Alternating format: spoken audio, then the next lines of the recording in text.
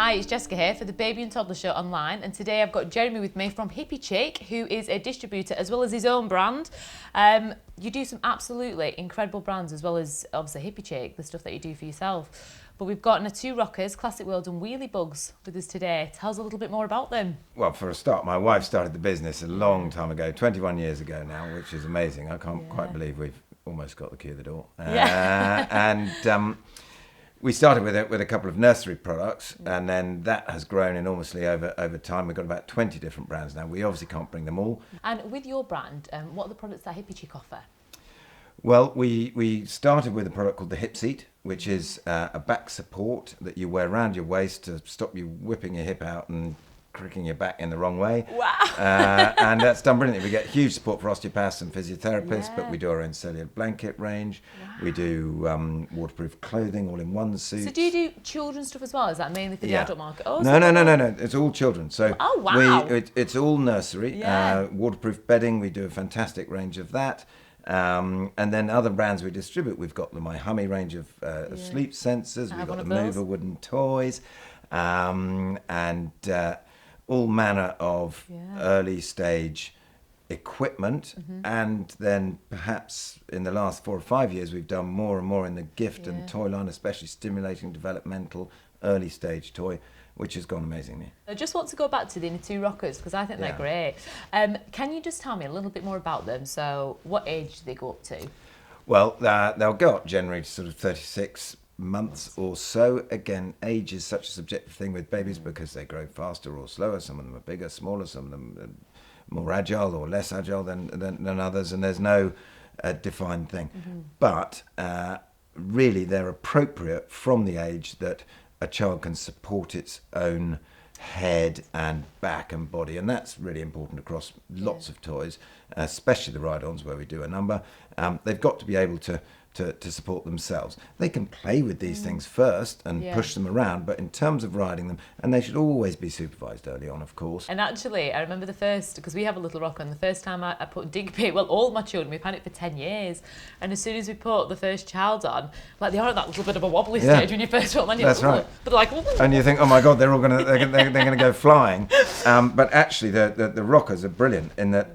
A few years ago, we looked at them with Nata, and we said, we think you should reduce the height a little bit and enlarge the width, which gives it even greater stability, I think more so than practically any other rocker that's out there. So it's got a decent length of travel, so they can go forward and back, but the rocker bars stop them from tipping backwards or forwards, but they get lots of motion, but they're that little bit lower to the ground where they can't tip it over sideways. Almost impossible for them to do that. But what age do you tend to find that people start using them from for the children? I think that there's a tendency for people to try and use things as early as they can. People think, oh, my child's going to do this 500-piece jigsaw puzzle age 9 months. And of course, Mine did do that age 9 months. Yeah, I'm sure. I think it was 1,000 piece.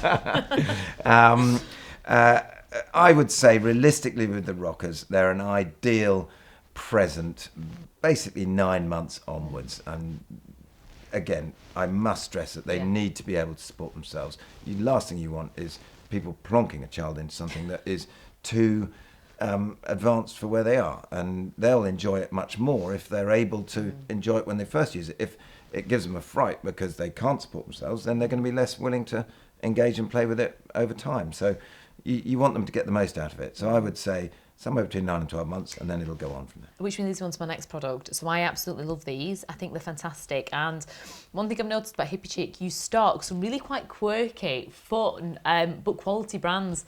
But Wheelie Bug. Now, for anybody who doesn't know what Wheelie Bug is, I'm going to let you tell them because I think I'll get too excited. We happened to find a product in a market at Spitalfields in London years ago, in about 2003, and we thought, or earlier than that, we thought this is just amazing. And you basically, if you imagine your office chair, take the 4 wheels from that, put a baseboard, screw them all, have them attached to the underside of that, and then put an animal figure on top of it, get a child to sit on it and whiz around. And that's what they do. And you've got a ladybird, a mouse, a tiger, a bee, a cow. It opens a whole new world of movement for them, and it's great for motor skills, for coordination, for muscle development, all these kind of things, and just sheer fun. Yeah. When I first had my first child, I used to buy a lot of plastic, and it breaks. It like literally just breaks. It's not great for the environment. Whereas after having more children, after my 105th child, I've definitely gone more down the sustainable route. And one thing I found, I've got toys that have lasted me for 8 years, whereas the plastic stuff, I don't have any of them at all because they just... We're not the cheapest, It's but the quality, we've got isn't it? things that are going to last, and And they they are look good. great, and it's fantastic, and it doesn't matter whether it's the hip seat that's simple, that lasts forever, can be used time and again, passed on to people. You've got the classic world toys are brilliantly made and really good. The mover, the Danish prams and toys, again, we do lots of stuff.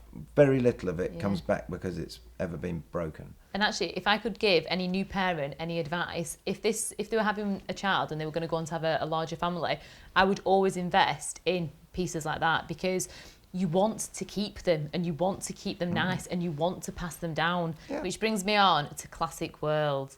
Now, they're fantastic, but I'm going to let you tell, our audience, what sort of toys do they offer? They just are a beautifully well-made, sustainably sourced wooden toy range that goes from the simplest of things, so a little rattle with some keys on it, wooden keys, or maracas type product, right the way through to the easels that they can do all sorts of stuff with. Then you've got the pretend rocket, which is awesome. Yeah. Well, Jeremy, it's been absolutely fantastic having you here, and I've absolutely loved learning all about the collection and the ranges. Thank you very much indeed.